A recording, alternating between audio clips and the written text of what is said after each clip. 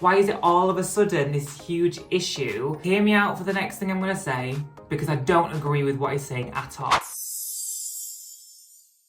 Hello and welcome back to the channel, and if you're new here, welcome. My name is Alexis. I am a trans woman and I share my life stories and transition on social media, and today I want to talk about the viral Rishi Sunak speech.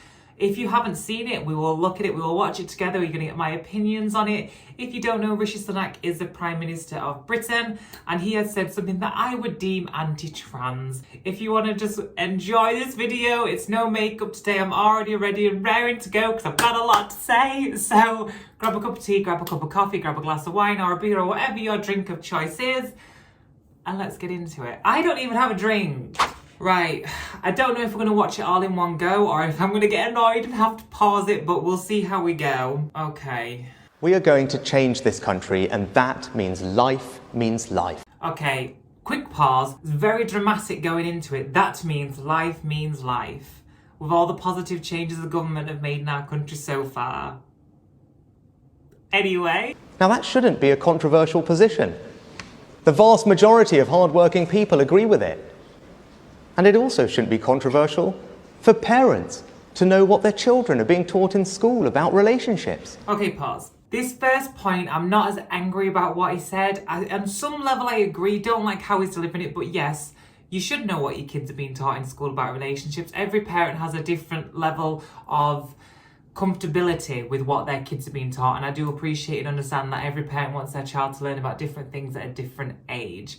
One thing I will say is that I think from when I went to school when I was a kid in the 90s, I think we have progressed a bit more. For instance, I was living as a boy before, and when I was like a young teen, just before my teen years, I was figuring out that I liked boys.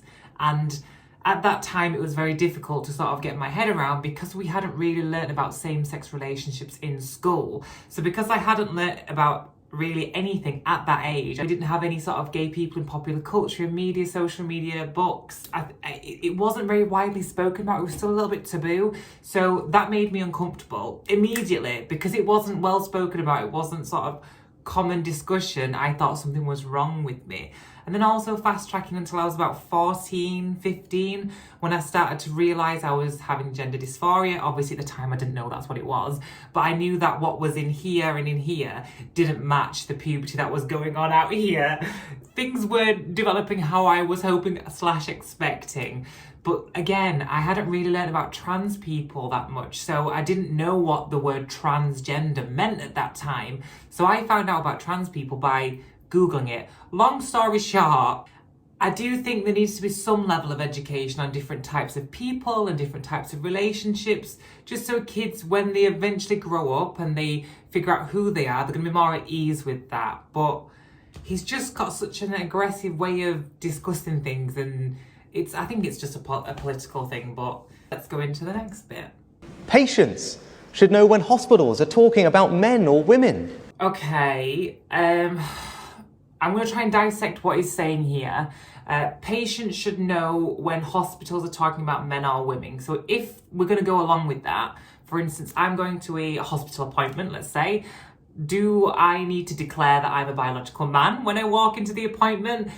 Does everyone need to know that? I don't think so. I think it'd make people maybe feel a little bit uncomfortable. It's no one's business really there.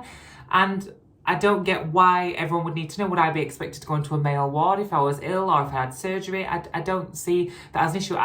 This is the thing that kind of bothers me with politicians. They find something that maybe a group of people don't like and they use it to their advantage and push it and push it and push it to get votes and popularity. And I think we're seeing that with the trans issues a lot. A lot of politicians are glomming onto it and using it to progress the campaign, and it's a little bit frustrating as a trans person. Trans people, we've been around for a long time, like a long, long time. And we've been going into hospitals, we've been going into doctors, and there's never seemingly been a problem. I don't hear about complaints about trans people being on hospital wards and going to doctor's appointments. So why is it all of a sudden this huge issue? The main issue that we have at the moment in regards to the NHS in England is that it is collapsing because the government is underfunding it. The doctors and nurses are not getting paid enough and they're working too many hours, so they're exhausted. I'm very passionate about this, so if I'm just talking and talking and talking, that's why. So as an example, when I decided to transition 2 years ago, I'd known for about 12 years that I was potentially trans and I just didn't accept it.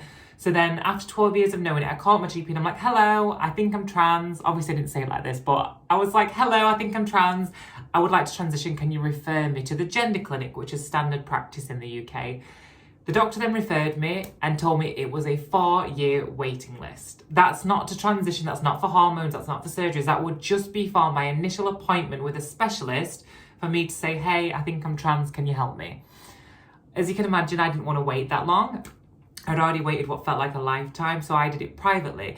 The NHS didn't fail me though. I don't want to say that at all. The NHS definitely did not fail me. The government failed the NHS and is continuously failing the NHS. But again, they're making it like, it's our fault. Anyway, next bit.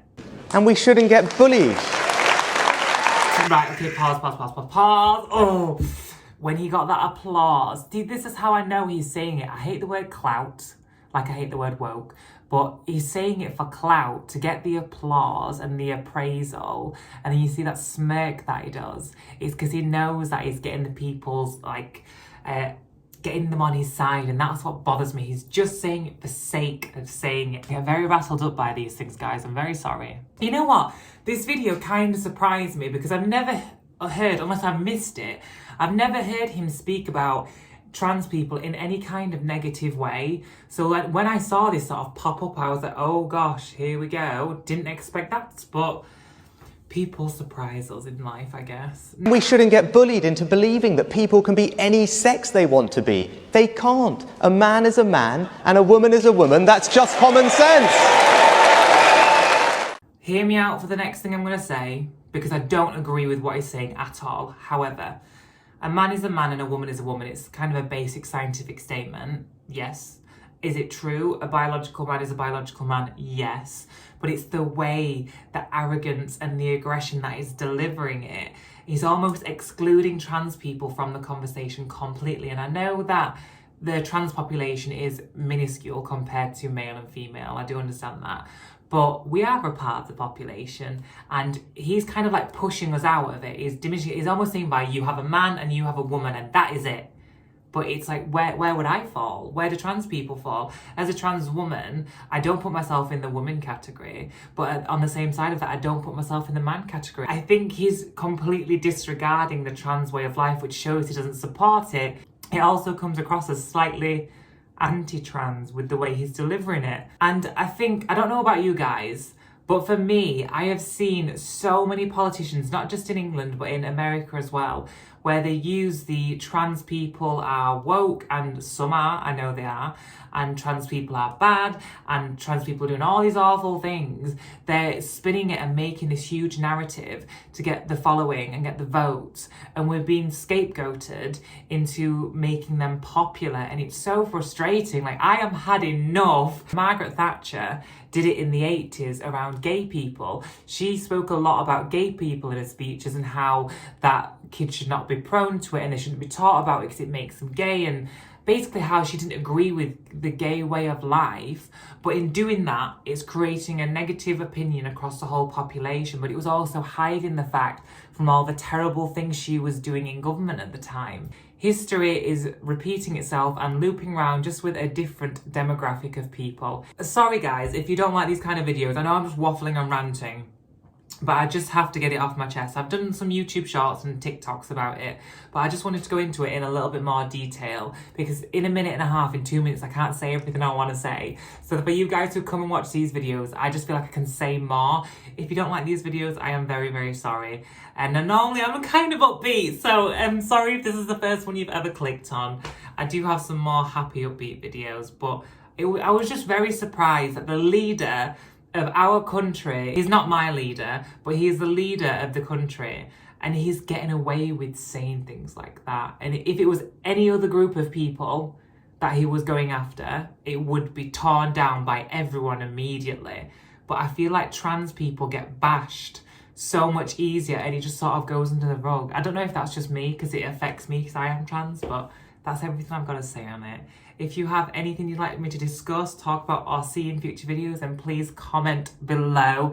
It really helps me, it inspires me, so let's have a conversation. And if there's anything I've said that you don't agree with, let's talk about it. It doesn't mean that I'm right. I never, when I talk about these things, I don't always assume I'm right. It's just my opinion, and we all have opinions. It doesn't mean mine's correct. Anyway, thank you so much, and I will see you guys in the next one. Have a lovely night. Bye.